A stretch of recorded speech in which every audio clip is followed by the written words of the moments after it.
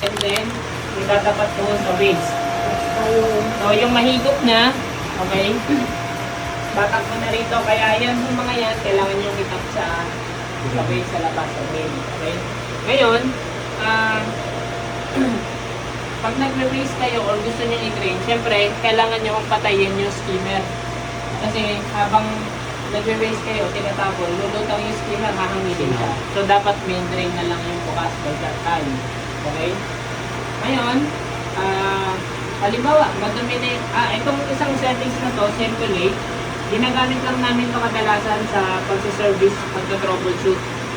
No, kung para lang makita namin kung okay ba lahat ng linya, walang mga tulo-tulo. Yan. Pag inon nyo yan, ang mangyayari, lahat na mahigop niya, galing sa pool, ay ibabalik na rin sa pool, pero hindi siya dumadaan sa filter.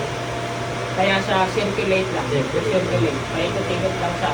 So, pag nakaganyan ka, hindi nilinaw ang pool mo. Kasi hindi na nadaan sa filter. Okay?